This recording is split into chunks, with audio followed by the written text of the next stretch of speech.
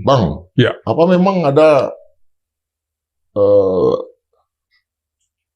kalau dulu Ya. di dalam kisah kerjaan-kerjaan itu saya pernah baca itu ada 2 orang yang diberi perintah katakanlah oleh eh, tokohnya, oleh rajanya. Satu dikasih perintah ini, satu dikasih perintah ini. Tiba-tiba mereka bertemu dan mereka bertarung dan mati dua-duanya. Nah, bagaimana nih menerjemahkan perintah dari Presiden Prabowo Subianto yang kita tahu berbeda nih penafsiran di kalangan publik ya. Iya. Menteri KKP menafsirkan dengan cara begini, Kasal menafsirkan dengan cara yang berbeda.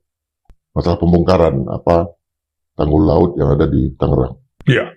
Saya melihat begitu Presiden memerintahkan TNI melalui Panglima TNI Jenderal Agus Subianto dan Kasal, Kepala Staf Angkatan Laut Laksamana Muhammad Ali, untuk membongkar pagar laut itu, artinya ada persoalan masalah kedaulatan. Ini ada masalah pertahanan dan keamanan. Jadi ini menyangkut kedaulatan negara, masalah pagar laut itu. Bukan sekedar pagar laut saja. Tapi di sini juga menurut saya, menjelang 100 hari pemerintahan Prabowo Subianto, sudah saatnya Presiden tidak ragu untuk mengambil keputusan terhadap pembantu-pembantunya yang balilo. Jelas Panglima TNI dan Kasal itu melakukan perintah kepada anak buahnya membongkar pagar laut, itu adalah perintah Presiden. Tapi hari itu juga, besoknya, ada pernyataan dari Menteri Sakti Wahyu Trenggono itu untuk meminta agar tidak dibongkar. Ini menurut saya menunjukkan ada dualisme kepemimpinan nasional. Seolah-olah ada matahari kembar antara presiden yang sekarang dengan presiden yang sebelumnya. Karena itulah tidak salah ketika publik juga mengkritisi Presiden Prabowo mengapa separuh dari Menteri Jokowi itu ada di kabinet ini. Apakah nantinya tidak akan menimbulkan matahari kembar? Kali ini terjadi betul-betul. Nah, menurut saya, bagaimana penyusunan kabinet juga sudah diantisipasi oleh Prabowo. Misalnya, Menteri KKP, wakil menterinya siapa? Laksamana Madya Didit Heriawan, Purnawirawan itu ya, dari Angkatan Laut. Ternyata betul, ada konflik kepentingan di situ. Persoalan pagar laut menurut saya, ini bukan baru 2025, 30 km lebih, itu dibangun, jangan-jangan dibangun sudah 3 tahun yang lalu. Artinya di pemerintahan sebelumnya, baru sekarang diributkan. Tidak mungkin membangun sampai 30 km tanpa biaya, tanpa infrastruktur. Berarti ada kekuatan yang besar yang menyokong pembangunan itu. Jadi kalau ada yang mengatakan bahwa itu pembangunan dilakukan swadaya oleh masyarakat, saya kira harus segera berobat gitu. Iya, harus segera berobat. Tadi ada masalah kedaulatan, Bang. Apa yang dimaksud bahwa ini masalah kedaulatan negara? Apa ada yang dirampas berarti? Kita ingin tahu apa kedaulatan yang mana ini? Iya, saya kira laut itu tidak boleh dimiliki oleh orang per orang, termasuk juga perusahaan. Itu adalah milik bersama. Laut itu juga memberikan kesempatan pada rakyat kita, nelayan kita, untuk mencari makan. Sejak kapan ada kafling-kafling di laut, kecuali seseorang mendapatkan hak milik, misalnya tinggal 20-an tahun di situ, tanpa ada yang merecoki, itu bisa jadi miliknya. Apakah yang di Tangerang itu juga suku laut? Kan bukan. Seperti misalnya suku Bajo, suku laut di Kepulauan Riau, yang memang hidupnya di laut. Ini kan tidak. Berapa jauh dia dari garis pantainya? Kalau dilihat itu bukan lagi pantai, tapi laut. Mengapa laut bisa kemudian dipagari? siapa yang bertanggung jawab? Menurut saya, dengan perintah tegas Prabowo Subianto itu, harus banyak pihak yang harus diperiksa. Dari Kementerian KKP, Kementerian ATR, Badan Pertanahan, harus diperiksa. Ini juga menandakan bahwa buruknya koordinasi antara pemerintah daerah dengan pemerintah pusat. Buruknya koordinasi kementerian dan lembaga. Kok bisa amburadul seperti ini? Ya, ketika awal Dirjen PSDKP yang pengawasan di laut itu melakukan proses penyegelan, itu sudah ada pernyataan bahwa ini adalah instruksi dari Presiden. Nah, itu diterjemahkan kemudian oleh Kasal dengan melakukan pembongkaran. Nah, sementara Abang tadi mengatakan bahwa Wakil Menteri KKP itu dari TNI AL. Artinya, semua informasi menyangkut masalah pembongkaran itu juga datang dari Pak Asmar. Apakah ada konflik di sini di dalam tubuh KKP sendiri? Ya, menurut saya memang menteri-menteri bekas pemerintahan Jokowi selalu ditempel oleh orang yang menurut saya tadinya adalah menteri yang akan menduduki posisi itu, wakil-wakil menteri misalnya. Ini kan dicurigai bahwa ini akan kiblatnya masih ke pemerintahan yang lama begitu. Terbuktikan sekarang hampir semua, Bung, menteri-menteri yang di era Jokowi itu menurut saya ditempel oleh orang-orang Prabowo sebagai wakil menteri, sehingga kemudian akan dilihat juga bahwa kinerja menterinya seperti apa, kiblatnya seperti apa. Jadi menurut saya tidak perlu lagi menunggu 1 semester, cukup 100 hari ini harus ada menteri-menteri yang dipenggal apabila kemudian melakukan loyalitas ganda, menurut saya begitu. Ya, informasi yang kita juga bisa lihat di websitenya KKP, itu ada, kalau tidak salah ada 4 orang polisi yang menjadi pejabat di KKP. Eselon 1 dan Eselon 2. Ini adalah sebelumnya belum ada. Ini apakah juga memiliki korelasi dengan masalah yang seperti ini? Ya, itu makanya kemudian harus dibongkar. Siapa yang memberikan izin? Ya, siapa yang memberikan surat hak guna bangunan dan hak milik dan lain-lain? Di era siapa itu? Publik juga curiga sejak awal. Bagaimana seorang kepala desa memiliki mobil jeep mewah gitu ya, yang nggak masuk akal. Artinya memang ada kekuatan besar yang membayar itu. Saya tidak menuding ada oligarki, tapi kemudian itu harus dibuka semuanya setransparan mungkin. Di mana juga Bakamla mengapa tidak bersuara? Nah, padahal itu keamanan laut begitu. Polisi Airut di mana posisinya? Kemudian sama kementerian desa dan lain-lain. Itu ada di mana mereka semua? Jadi menurut saya Presiden Prabowo perlu memanggil semuanya, minta pertanggungjawaban. Kan hari ini juga ada pernyataan dari Demokrat, jangan kaitkan persoalan ini dengan Menteri ATR Badan Pertahanan yang lalu, maksudnya AHY. Ya. Ketakutan semua. Publik juga melihat, oh sebelum AHY siapa? Oh Marsikal Hadi Cahyanto, kan begitu. Nah ini menurut saya apa yang dikemukakan oleh Menteri Nusron itu juga membuka cakrawala kita.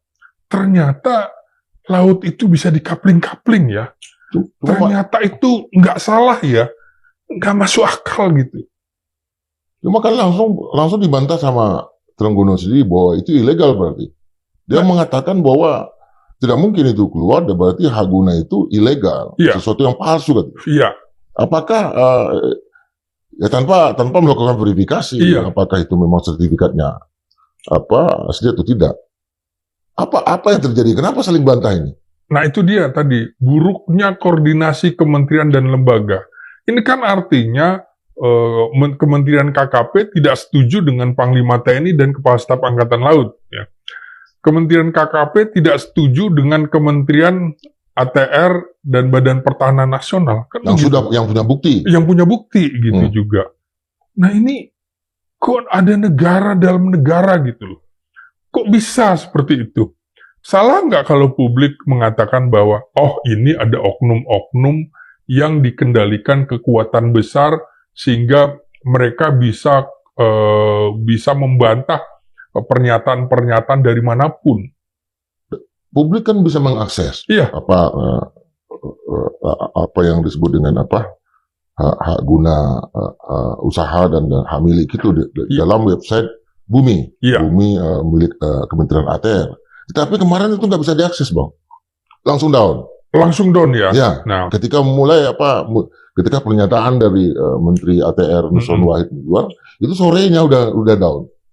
Ini kekuatannya memang sangat besar ini, bisa bikin downgrade.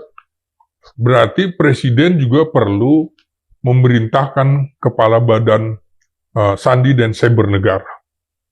Presiden juga perlu memerintahkan Kapolri, perlu memerintahkan Panglima TNI. Siapa yang kemudian menghancurkan informasi-informasi digital seperti itu? Siapa yang mendon atau mematikan informasi? Itu kan informasi yang bisa diakses ya. Berarti ada kekuatan besar. Masing-masing di kementerian dan lembaga itu ada orang-orang tertentu yang ditempatkan di situ.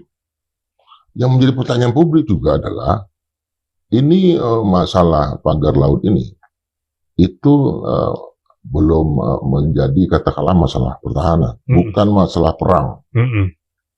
Bukan menyangkut tugas dari TNI, yaitu perang dan non-perang. Non-perang itu adalah kita tahu kan bencana. Nah, kenapa Presiden memerintahkan Panglima TNI dan bukan Kapolri? Soal kedaulatan ini, Bung. Jadi salah satu tugas TNI adalah menjaga kedaulatan. Di situ ada persoalan juga hukum, keamanan laut, yang itu dalam Undang-Undang TNI nomor 34 tahun 2004 itu menjadi tugas dari Angkatan Laut. Angkatan Laut juga punya tugas pokoknya juga antara lain dia membina masyarakat bahari di situ. Bagian dari sistem semesta kita. Bagaimana dekat pertahanan keamanan rakyat semesta kita. Jadi itu tugasnya. Perintah Presiden itu berarti memang ini ada masalah yang genting. Ada kemungkinan sebuah wilayah dikuasai oleh kelompok tertentu dan ini mengganggu kedaulatan. Menurut saya habis ini pasti ada perintah membuat pos Angkatan Laut di situ. Sejauh 30 km. Jadi menurut saya juga barangkali ada kecurigaan dari awal, tapi tidak berani mengungkap. Ada kecurigaan dari awal, tidak berani mengungkap. Maka netizen yang melaporkan hal itu, menurut saya, ini menjadi titik balik bagi pemerintah Prabowo baru. Ada sesuatu yang harus dibongkar di sini. Ada permainan besar dalam kasus ini. Jadi menurut saya ini juga menyangkut persoalan kedaulatan negara. Kedaulatan negara kita di laut. Bolehkah kita menafsirkan bahwa Pak Presiden Prabowo sudah tahu bahwa di masing-masing kementerian sudah ada virusnya? Iya, saya kira gitu. Ini kesempatan menurut saya, saling bongkar menurut saya. Jadi silahkan nanti Presiden Prabowo mengevaluasi dengan tegas siapa menteri-menterinya. Saya pikir juga Prabowo harus memanggil secara khusus Menteri Sakti Wahyu Trenggono ini. Kemarin udah dipanggil? Ya betul. Ini menyangkut soal pembongkaran itu. Ya. Nah harus ditanyakan lagi loyalitasnya. Publik kan curiga bahwa ada loyalitas ganda sejumlah menteri begitu ya. Karena itu menurut saya sudah saatnya semua harus diurai satu persatu untuk membuka akses pada publik. Siapa sesungguhnya orang-orang ini? Ada kebijakan apa yang sebelumnya? Ini akhirnya orang melihat bahwa terkait dengan PIK 2, terkait dengan PIK 1, mengapa ada proyek strategis nasional di PIK 2? Apakah itu tidak mengganggu kedaulatan? Saya kira itu pesan dari Prabowo bahwa ada potensi gangguan kedaulatan nasional di Tangerang. Ya sekalipun ini bukan bagian dari proyek strategis PSN 2, Iya. kan? Iya. Tetapi masalahnya adalah ini sudah ada upaya untuk membangun satu reklamasi baru seperti Iya, iya. Ya. Nah itu kan tidak berhenti ya, 30 km itu pagar laut, apakah berhenti di situ? Ya seperti Bung Indra bilang, patut dicurigai akan ada reklamasi, akan ada pembangunan di situ. Itu pernyataan reklamasi alami, itu Iya. pernyataan dari Menteri KKP sendiri. Persis, makanya. Nah, di satu sisi menurut saya, ada bagusnya juga yang dikemukakan oleh Kementerian KKP, ya, dalam pengertian dia ingin meminta siapa pihak-pihak yang bertanggung jawab itu angkat bicara. Nah, ternyata kan tidak ada yang mau bicara. Nah, rakyat yang melakukan speak up, pernyataan-pernyataan dari rakyat ini kemudian juga membuka tabir bahwa ada virus-virus di sekitar desa Kohot ya, Kohot. Desa Kohot itu yang artinya terus meluas ke kecamatan-kecamatan yang lain. Berbeda dengan persoalan di wilayah perbatasan Jakarta Utara itu, yang memang sudah diberikan kewenangan reklamasi di beberapa tempat. Tapi kan ini tidak. Karena itu menurut saya, ini koordinasinya buruk sekali antara pemerintah desa, kecamatan, kabupaten dengan provinsi. Kita tidak pernah mendengar pernyataan ini juga dari kantor gubernur Banten. Kita tidak pernah mendengar juga pernyataan ini dari kantor kabupaten Tangerang. Nah, kemana aja? Ini menyangkut rakyat yang begitu banyak, apalagi itu tadi. Ada sekitar hampir 300 surat tanah di situ. Kok bisa gitu loh? Sertifikat tanah gitu.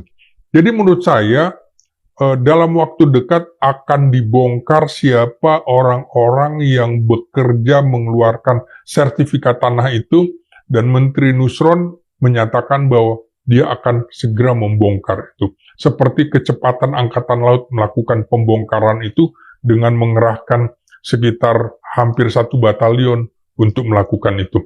Pernyataan Panglima TNI yang terbaru adalah akan secepatnya membongkar. Jadi nggak peduli lagi kalau udah ada pernyataan presiden, itu udah bukan semata-mata persoalan hukum yang dianggap oleh Menteri KKP bahwa nanti dulu ini untuk bukti hukum. Ini persoalan bukan semata-mata hukum.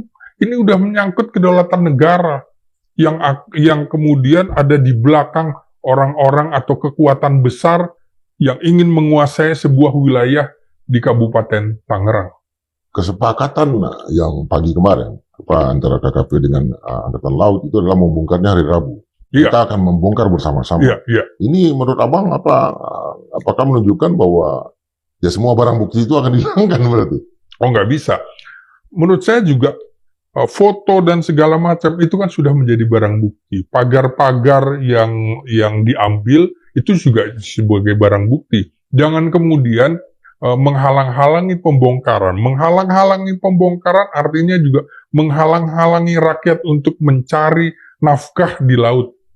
Itu mereka harus berputar berapa puluh kilometer untuk menjangkau wilayahnya sendiri. Nah, artinya yang saya mau tanyakan adalah ketika itu memang dilakukan pembongkaran oleh KKP dan TNI Angkatan Laut, lalu ada pernyataan bahwa ini akan jadi milik negara, itu berarti masalah pidananya menjadi hilang? Oh, tetap, Bung. Pidana akan tetap jalan, tapi kalau kita lihat kedaulatan negara itu lebih tinggi dari persoalan hukum. Nah, ini kan membuka tabir juga ketika banyak beberapa ormas ada yang mendukung dan segala macam. Ini kok banyak juga ormas-ormas sakit jiwa menurut saya, Bu. Tanpa mengetahui, berarti ada upaya, ada pertarungan melalui kekuatan finansial membayar sejumlah pihak termasuk ormas untuk bersuara menentang apa yang dilakukan Angkatan Laut. Ini kan uang sudah banyak beredar. Iya. Dan kita tidak tahu siapa yang memberi uang ini. Artinya proses penyidikan terhadap itu kan mestinya berlangsung. Udah mulai dibuka nggak? Siapa yang pertama kali mengambil inisiatif itu? Mengambil inisiatif untuk melakukan penyidikan bahwa ini kasus pidana. Ya, saya kira itu tugas polisi ya untuk melakukan hal itu ya. Jadi ini sambil jalan, sambil semua yang berkelindan itu dibuka saja. Dan ini persoalan bukan hanya menyangkut masalah pertahanan keamanan, menyangkut kedaulatan negara, tapi ini ada persoalan sosial budaya, Bung, yang jangan sampai kita kemudian diadu domba akan timbul masalah SARA di situ. Karena itu saya agak berhati-hati bahwa di belakang ini ada oligarki, tidak sampai seperti itu dulu. Harus dibuka semuanya, benang kusut ini benang kusut sekusut-kusutnya, Bung. Jadi menurut saya pelan-pelan nanti harus polisi juga harus berani membuka siapa. Termasuk kalau polisinya juga harus ditersangkakan, ya jangan ragu-ragu. Jadi ini saatnya Menteri Polkam dan Menteri Politik Hukum dan HAM itu memanggil juga kementerian-kementerian di bidangnya, termasuk ini karena menyangkut lintas kementerian, termasuk Kementerian Perekonomian kan, Kemenko Perekonomian, dan ini ada persoalan ekonomi di situ, ada persoalan kesejahteraan sosial di situ. Nah, jadi ini sekaligus membuka tabir bahwa loyalitas itu tidak boleh ganda di dalam pemerintahan. Tidak boleh ada aturan yang tercabik-cabik. Karena menurut saya tadi, seseorang boleh memiliki sebuah wilayah tanah apabila tanah itu tidak ada yang mengklaim selama 20 tahun. Kalau sekarang ini tahun 2025 atau 2024, berarti mereka tinggal apa betul ada manusia tinggal di laut selama 20-an tahun itu kan tidak ada. Berarti ada penyalahgunaan pembuatan surat di situ. Ada pertarungan antara institusi satu dengan institusi lain tanpa diketahui pemerintah pusat. Ini kan lokasi yang dipermasalahkan itu bukan pinggir pantai, tapi laut dalam. Laut dalam istilahnya. Dan ruang laut kan. Artinya ini yang dipatok gitu. Dan ini artinya nih ini kenapa ini dipagar untuk supaya sedimen alami ini tetap mulai mengisi pasirnya terisi di sini dan ini kemudian menjadi pantai yang bisa ditimbun, direklamasi gitu.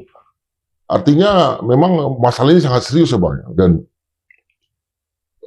mulainya dari mana ini untuk mencari siapa yang melakukan tindak pidana di sini?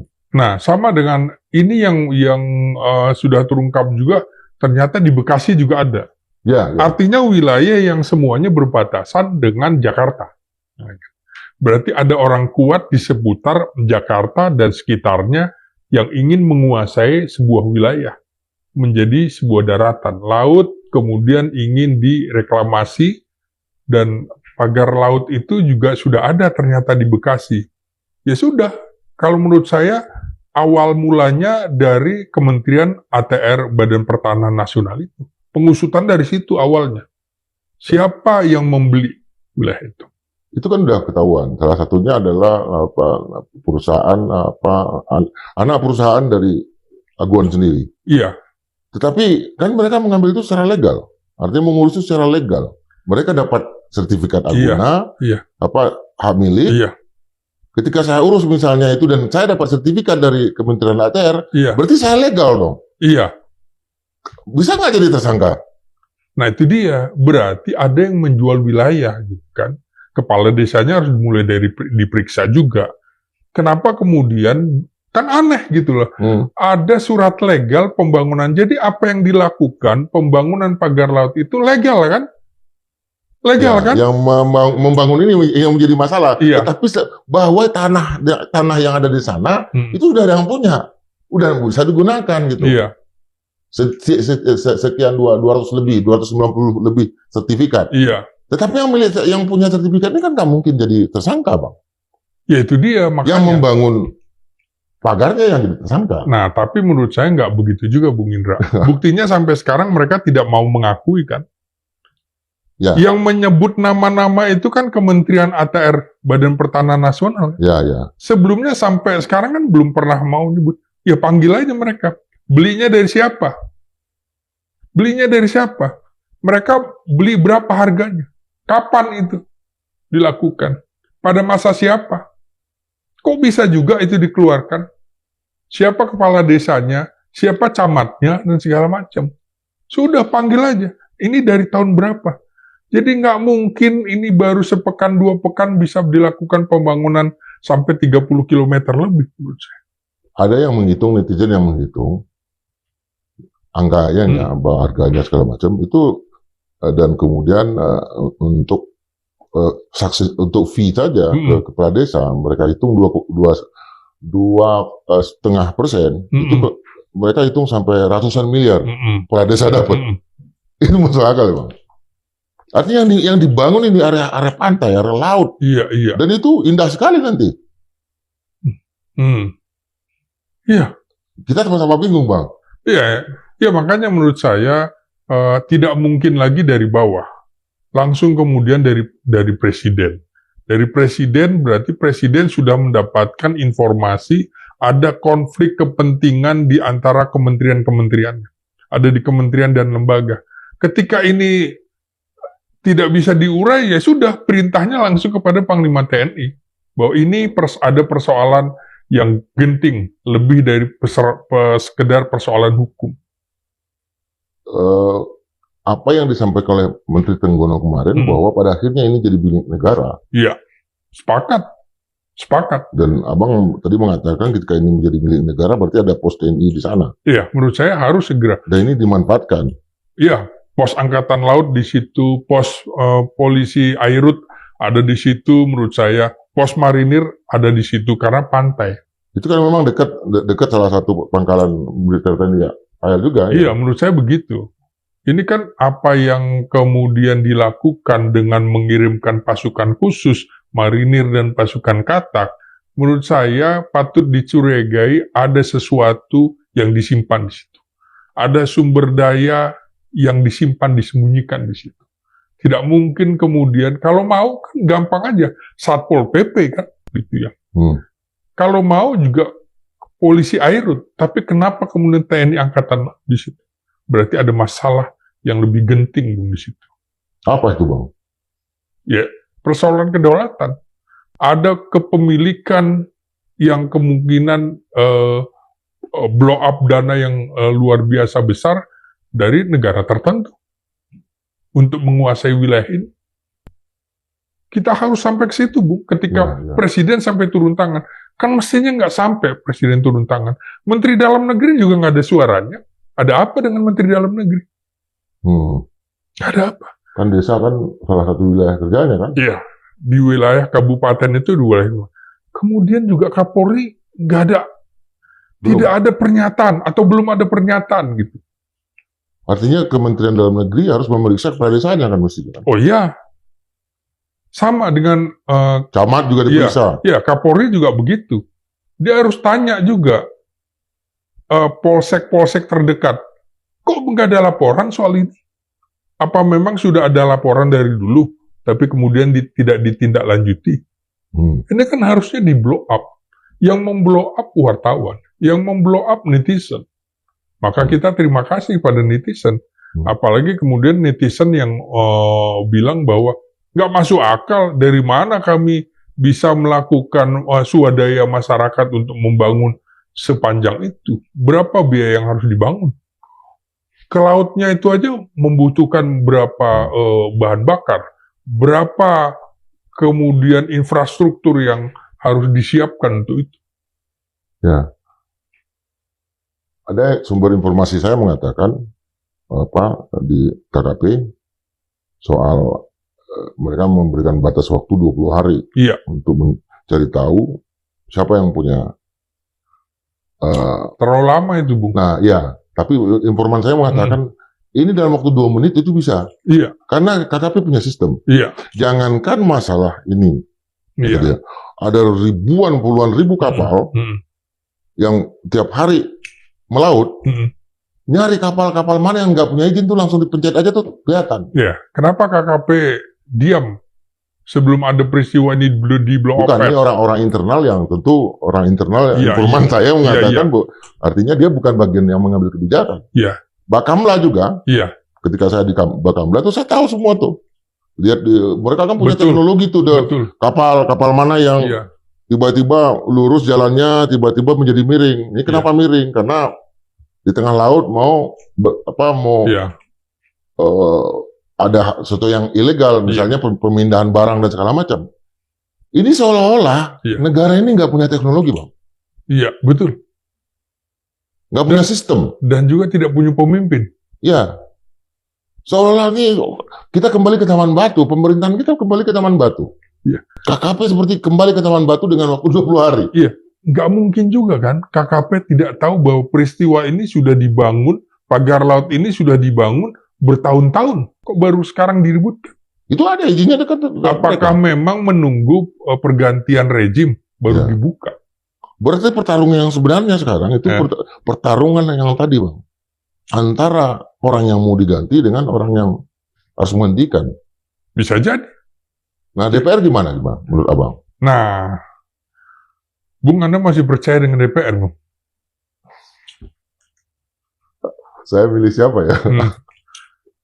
Situasinya aneh juga. DPR tidak pernah membicarakan masalah ini. Padahal mereka punya konstituen. Artinya rakyat di Tangerang itu kan juga ikut memilih anggota DPR. Nggak pernah bersuara. Ada 12 kursi. Iya. Saya kira DPR impoten dalam masalah ini. Sejak awal tidak pernah ada suara. Sampai detik ini belum ada suaranya DPR. Aneh menurut saya. Jadi semuanya patut diduga sudah disuap oleh kepentingan-kepentingan besar di situ. Kemudian mau ngadu ke DPR, mau ngadu kepada orang yang patut diduga sudah menerima suap. Nggak masuk akal.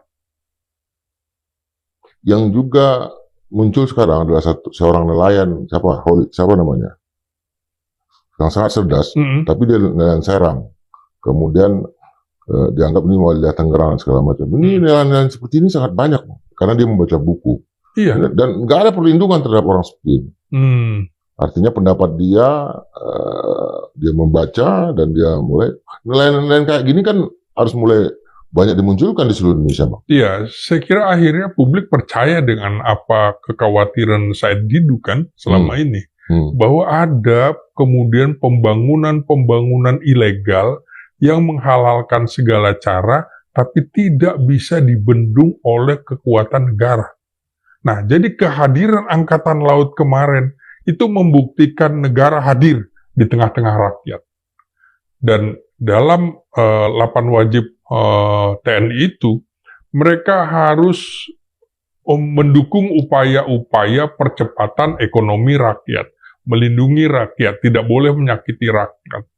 Jadi menurut saya itu terjemahan dari 8 wajib TNI, dan dia mendukung usaha-usaha perbaikan ekonomi rakyat, terutama di wajib TNI yang ke-8. Itu kehadiran mereka. Mereka harus dekat dengan rakyat. Berarti selama ini juga pimpinan Angkatan Laut yang dekat wilayah situ harus ditanyakan juga. Mengapa tidak ada laporan? Jadi semuanya ini kena nih, Bu. Itu kan bagian dari Lantamal 3 kan? Ada Lanal. Wilayah Jakarta, betul. Ya, makanya kemarin dipimpin oleh Komandan Pangkalan Angkatan Laut ke-3 itu ya. Lanal 3 itu dan Lantamal 3 mereka punya 6 lanal. Iya. Saya kira ada laporan, cuma kan mungkin karena belum masuk ke ini mereka. Nah, kalau Abang mengevaluasi, ini kan udah mulai ada survei-survei dari Kompas misalnya, evaluasi pemerintahan. Itu kementerian mana yang dinilai buruk ini dalam kasus ini? Kementerian terburuk? Iya, menurut saya dalam kasus yang heboh ini pastilah Kementerian KKP dianggap salah satu yang terburuk karena persoalan ini bukan persoalan baru. Dan kebetulan Menteri KKP-nya yang sebelumnya sekarang juga menjadi Menteri KKP. Ini kan publik juga mempertanyakan, loh kok Menteri KKP eranya Jokowi kembali menjadi Menteri KKP eranya Prabowo. Apakah tidak ada orang lagi yang bisa menggantikan posisi itu? Makanya kemudian saya melihat bahwa Prabowo melakukan cara Sandi Yuda dengan cara menempatkan orang-orangnya di kementerian-kementerian yang diduga melakukan pat-gulipat menurut saya. Dan ini persoalan hukum. Kalau persoalan hukum, saya tidak masuk ke situ. Ya. Saya membahasnya dari sisi pertarungan-pertarungan di antara kementerian dan lembaga, di antara elit-elit politik, dan di antara persoalan antara ada relasi kuasa antara presiden dengan menterinya, ada relasi kuasa menteri dengan presiden sebelumnya. Maka itu yang saya bahas di situ. Ya, kalau kita lihat di KKP itu sendiri kan dirjen yang paling penting di sana dirjen perikanan tangkap, yang terkait dengan seluruh wilayah penangkapan ikan. Nah itu juga dari kepolisian. Iya. Artinya di sini kita melihat apakah upaya untuk menempatkan misalnya polisi di banyak sekali kementerian itu adalah upaya yang kemudian muncul kasus ini. Itu kemudian menjadi relevan atau tidak, Bang? Ya, makanya dievaluasi lagi penempatan polisi aktif di lembaga-lembaga lain ya. Apakah kemudian memang ada korelasinya antara polisi dengan Kementerian KKP untuk menempatkan eselon satunya di situ? Apa manfaatnya di situ? Kan ini wilayah laut. Ya, artinya bukan masalah keamanan laut ini kan? Iya. Masuk akal barangkali kalau wakil menterinya dari Angkatan Laut. Nah, di situ aja menurut saya sudah terjadi perbedaan pemikiran antara sang menteri dengan wakil menteri kan. Makanya kan aneh, ketika yang menghadap yang mendatangi markas besar Angkatan Laut, menteri dan wamennya, kan jarang ada menteri dan wamen itu berjalan ke satu tempat yang sama. Begitu juga menghadap presiden menurut saya juga. Nah, menurut saya juga ada laporan-laporan Prabowo memang memberikan tempat ke sejumlah orang untuk melaporkan kerja menterinya. Kan sama dengan kasus Yandri waktu itu kan. Menteri PAN, kemudian di bawahnya ada Riza Patria, orangnya Prabowo dari Menteri Gerindra. Jadi sesungguhnya... Menteri Desa. Jadi sesungguhnya menteri-menteri yang dianggap loyal kepada Jokowi, sesungguhnya di situ di kementeriannya sudah ditanam orang-orang Prabowo untuk menjaga menteri-menteri ini. Ini juga mengingatkan mereka loh, Anda kalau melakukan loyalitas ganda, tunggu 1 semester Anda akan hilang. Maka menurut saya setelah 100 menteri ini akan ada reshuffle beberapa menteri yang menurut saya kontroversi. Setelah 100 hari? Setelah 100 hari. Kabinet 100 menteri ini? Iya. Jadi Prabowo menurut saya jangan menunggu singa ini menjadi besar. Kucing ini akan menjadi kucing besar. Kucing kecil jadi kucing besar. Ini akan menerkam tuannya. Sebelum kucing ini menjadi kucing besar, lebih baik dipenggal dari sekarang. Jangan lagi diberi panggung menurut saya. Artinya Abang mengatakan bahwa akan terjadi reshuffle pada tanggal 10 Februari. Karena itu 100 harinya 10 Februari kan? Ya, kalau tidak dilakukan reshuffle secepat itu, maka pemerintahan Prabowo akan digoyang menurut saya.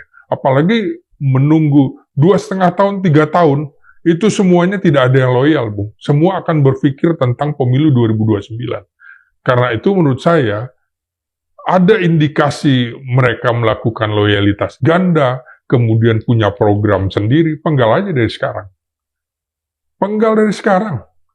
Daripada kemudian merecoki pemerintahan. Ini analisis yang Abang sampaikan ini karena ada indikasi bahwa bukan hanya di Kementerian KKP ada persoalan kayak gini kan, ada juga menteri-menteri yang lain udah mulai muncul ini, termasuk di Menteri Pendidikan Tinggi dan segala macam ini. Oh semua kan aneh ya kasus Menteri Pendidikan Tinggi Sains dan Teknologi ya. Ini seorang sarjana teknik mesin menganggap bawahannya seperti mesin, cara berbicaranya, cara berkomunikasi. Cara pemimpin berkomunikasi dengan bawahan adalah orangnya harus sabar dan banyak mendengar begitu ya, sehingga karyawannya merasa nyaman dan akan berpikir bagaimana membuat organisasi lembaga ini menjadi lebih baik. Apa yang dilakukan oleh Kementerian Dikti dalam demo kemarin, itu menurut saya nggak masuk akal juga, dalam pengertian kalau Prabowo masih mempertahankan menteri sejenis ini yang cara berkomunikasi dengan anak buahnya begitu rusak, nggak akan bisa berjalan. Demo 250-an orang dengan menggunakan pakaian hitam dan juga meminta menteri turun dari mobil RI 25 kemarin, itu menunjukkan hancurnya wibawa. Apalagi ini di lembaga kementerian yang menyangkut pendidikan tinggi. Science. Marwah pendidikan tinggi. Sainsnya seperti apa? Science, riset, dan semua. Loh iya, demonya artinya apa? Kami pegawai negara, bukan pegawai Satrio dan istrinya. Kami bukan budak Satrio dan istrinya. Kami bukan babu. Nah, bukan babu. Bayangkan aja. Ini mau dipertahankan menurut saya. Jadi menteri-menteri kontroversial menurut saya sudah penggal aja gitu loh. Apalagi ketika dijawab oleh menteri ini mengatakan bahwa ini akibat dari mutasi besar-besaran.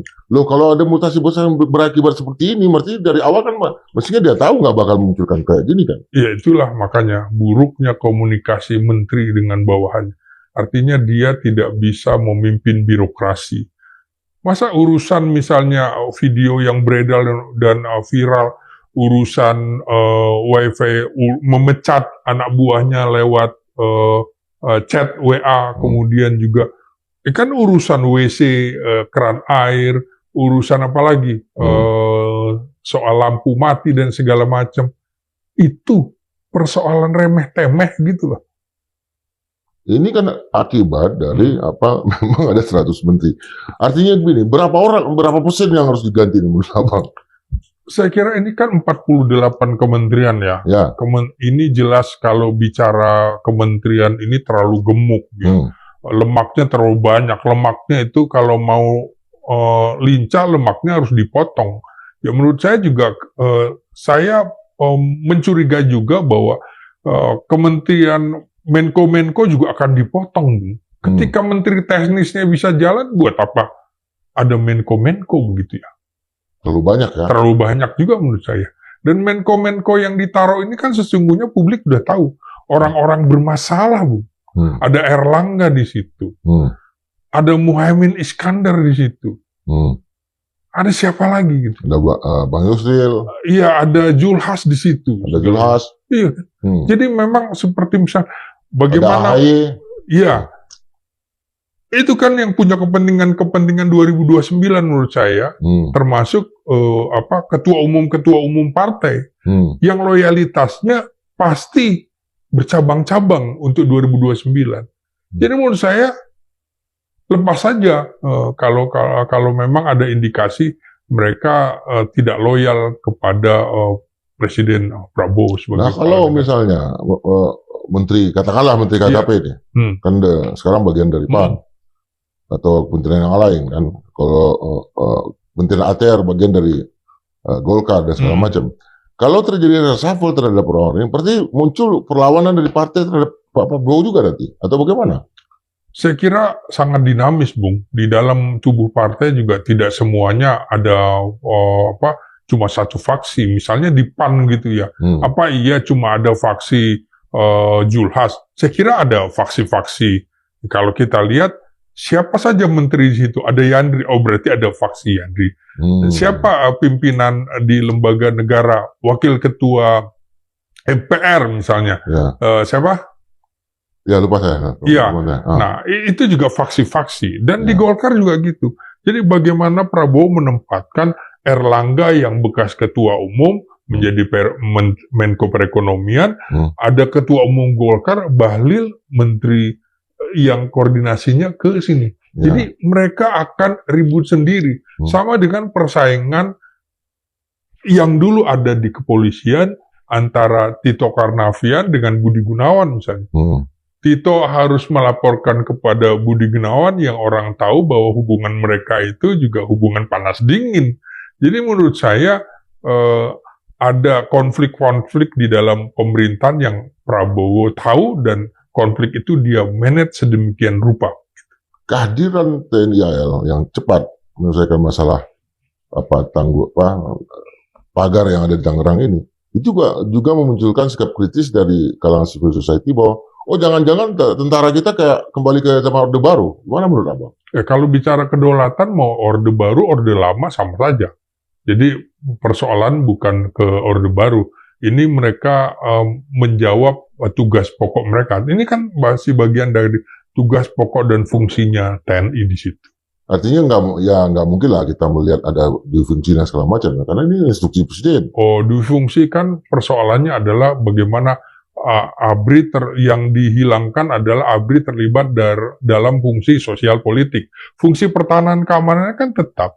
Ya. Yang dibabat adalah fungsi sosial politik. Kan tidak ada anggota ABRI TNI Polri di parlemen, kan nggak ada. Jadi kalau bilang akan kembali ke dua fungsi nggak masuk akal. Toh mereka tidak ada tempat di MPR, mereka tidak ada tempat di DPR. Jadi harus dibangun itu dulu.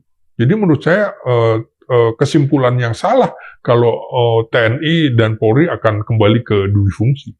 Kalau TNI kita TNI kita ya, memang TNI kita. Kalau TNI ini nanti mengambil peran yang sama seperti polisi, artinya banyak anggota TNI yang masuk ke kementerian jadi dirjen dan segala macam, itu mungkin nggak, Bang? Ya, itu harus dievaluasi dulu apakah ada kaitannya dengan tugas pokoknya terkait. Kalau memang terkait dengan bidang pertahanan keamanan, ya silakan aja. Nah, misalnya di imigrasi, menyangkut keamanan warga yang masuk warga asing yang patut dicurigai akan mengacak-ngacak kedaulatan, bisa, misalnya. Ada alasan itu. Misalnya kemudian di KKP misalnya ya, terkait dengan juga masuknya kapal-kapal asing dan segala macam. Bisa penempatan angkatan laut juga di situ, masuk akal. Kemudian di imigrasi untuk wilayah udara kan juga masuk akal. Jadi harus ada yang kaitannya dengan fungsi pertahanan keamanan. Kalau tidak jangan, misalnya di BUMN, apa hubungannya gitulah. Kemudian juga di Kementerian Perhubungan, nggak ada tuh kaitannya. Nggak ada kaitannya. Kalau kepolisian barangkali masih, misalnya perhubungan darat, nah itu masuk akal lah. Terkait dengan lalu lintas kendaraan. Tapi ada perhubungan laut. Ya bisa juga, makanya kemudian dan perhubungan udara. Ya, tapi harus dikaitkan juga apakah ini betul-betul sesuatu yang urgen. Kalau tidak, kan cukup dari mereka aja. Cukup PNS-nya. Jangan sampai kemudian mengambil peran semuanya. Jangan semuanya dikait-kaitkan, akhirnya ya sama saja. Masalahnya kan orang-orang mengatakan bahwa ini polisi sudah terlalu banyak. Iya. Menjadi pejabat di kementerian-kementerian. Apakah peran ini nanti akan diimbangi oleh tentara yang... Karena itu harus dievaluasi keduanya. Jadi artinya Abang mengatakan bahwa ini akan dikurangi? Ya kalau masuk ke situ, silakan saja masuk, tapi mereka harus pensiun. Pensiun dari militer aktif, pensiun dari polisi aktif. Bukan hanya penugasan. Tapi kalau mau ditempatkan, ya sudah. Maka Anda harus bersaing dengan PNS atau ASN sana. Bukan kemudian, apakah Anda yakin mereka lebih baik dari pegawai yang dididik sejak awal untuk bidang itu? Kan nggak mungkin juga. Kan? Ya. Gitu. Karena ASN kita kan sekarang makin canggih, makin bagus. Pola pendidikannya makin luar biasa. Iya, misalnya kalau dikaitkan dengan tugas di Kementerian Luar Negeri, di kedutaan-kedutaan, untuk mengamankan sandi-sandi kita masuk akal mereka di situ kan. Tapi keurusan diplomat gitu, menurut saya juga harus dikurangi. Memperbanyak duta besar dari TNI Polri, ya nggak masuk akal juga. Ilmunya apa? Ilmu hubungan internasionalnya apa? Ilmu politik luar negerinya apa? Kan nggak juga. Jadi harus sesuai dengan profesionalisme itu. Kalau Abang sendiri melihat bahwa TNI back to barak ini artinya kita harus tetap pertahankan ya posisinya TNI yang sekarang. Iya, saya kira kecuali ada penugasan khusus kayak kemarin dari presiden. Iya, saya kira konsentrasi Prabowo sekarang juga dengan rencana membangun 100 batalion itu, artinya kan satu batalion sekitar 1.000, berarti akan ada berapa ratus ribu lagi penambahan dari yang sekarang cuma 400.000. Ini kan tanda-tanda bahwa Prabowo melihat ada persoalan kedaulatan, terutama pembangunannya kan di Indonesia Timur. Ada ancaman, potensi ancaman di wilayah-wilayah timur, misalnya perbatasan dengan Papua New Guinea. Jadi masuk akal. Lebih baik TNI konsentrasi ke situ saja. Menempatkan jangan sampai terlalu banyak perwira atau kolonel dan perwira tinggi yang tidak punya jabatan, tapi ditempatkan di posisi-posisi itu. Pembangunan kodam-kodam. Jadi jangan ada alasan nggak ada jabatan lagi, kemudian mereka merangsek ke semua tempat kementerian dan lembaga. Cukup dipatok waktu itu dalam undang-undang cuma 10 kementerian dan lembaga, ya sudah di situ aja. Jangan dipaksakan meluas menjadi 20 yang lain, kecuali ada situasi genting ya. Jadi undang-undang ini juga harus dinamis. Kalau ada ancaman misalnya seperti sekarang, perangnya kan beda, perang teknologi, perang drone, bukan seperti perang generasi ketiga dengan kekuatan infanteri, kan nggak begitu sekarang. Lewat virus, lewat drone. Sesungguhnya perang antara Ukraina Rusia itu juga bisa menjadi tanda bagi TNI bahwa kita harus punya drone, punya robot yang lebih banyak lagi, bukan hanya mengandalkan pasukan jalan kaki begitu, Bung. Artinya komponen cadangan kita itu adalah komponen cadangan yang memang nanti diarahkan untuk punya kemampuan di bidang teknologi ini, Bang. Ya menurut saya jangan berhenti di komponen cadangan, langsung saja ditingkatkan menjadi wajib militer. Jangan malu-malu, negara-negara barat pun sekarang sudah melakukan wajib militer setelah Rusia menyerang Ukraina. Apa ya kita menunggu diserang baru kemudian melakukan wajib militer? Kan konyol. Termasuk angkatan keempat ya, yang angkatan cyber ini. Oh iya, harus segera, karena perangnya juga perang cyber. Loh ini aja contoh, bagaimana perang cyber di Kementerian ATR Badan Pertahanan Nasional, setelah pengumuman menteri, malamnya udah hilang semua. Apa itu bukan perang cyber? Ya. Apakah kemudian dilakukan dari dalam negeri? Jangan-jangan dilakukan dari luar negeri untuk menyerang data-data kita di luar. Kan begitu. Dan ini juga kita belum tahu, di KKP ini mestinya ada juga. Memang semua urusan perizinan kan lewat. Kan nggak ada yang langsung. Kan ada langsung kita lihat di websitenya. Ini orang juga belum mengungkapkan nih. Belum ada, setidaknya yang saya baca, belum mengungkapkan informasi dari websitenya KKP sendiri. Itu bisa kita cari betulnya. Iya, makanya. Dan saya berharap bahwa hari ini ada pengumuman dari Badan Siber Sandi Negara gitu, siapa yang mematikan jaringan informasi bumi ya, bumi itu. Jadi harus ada konferensi pers biar semuanya cepat terungkap gitu. Ini dilakukan di dalam negeri atau di luar negeri? Siapa pelaku di luar negeri segala macam? Jadi itu kan persoalan kedaulatan negara juga. Karena kasusnya lagi lagi dibicarakan, orang lagi mengakses semua, kok tiba-tiba down. Sama kan di kasus judi online. Ternyata markasnya di Kamboja, markasnya di Filipina. Sampai Ramos Junior kan meminta juga kalau bisa judi online dibuka di Indonesia. Kenapa? Karena pendapatan Filipina banyak dari situ, kan gitu. Jadi sekarang nggak bisa batas-batas negara, ancamannya sudah lintas negara, Bu. Gitu. Ya, sekalipun di take down katanya sama Komdigi judi online itu, tapi hanya dalam waktu 1-2 jam itu bisa aktif lagi, Bang. Oh iya. Artinya teknologi kan berkembang dengan sangat cepat. Betul, bikin lagi. Bukan bikin lagi mungkin dengan AI segala macam itu mereka bisa menduplikasi diri. Dan ternyata markasnya di wilayah Asia Tenggara semua. Oh ya, udah pasti. Judi online, prostitusi online, segala macam. Apa yang dilakukan misalnya prostitusi online di jam makan siang, di antara masuk dan keluarnya orang di hotel, di situ nggak terdeteksi, kan di situ. Mainannya di situ. Check-in antara check-in, check-out di situ sekitar 1-2 jam kosong. Kan di situ. Sekarang kan mulai terungkap. Bagaimana prostitusi online juga yang di Jakarta Selatan ya, yang anak kan? Ya, di Jakarta Selatan, di Senopati, benar. Ya begitu kan. Gitu. Oke, Bang.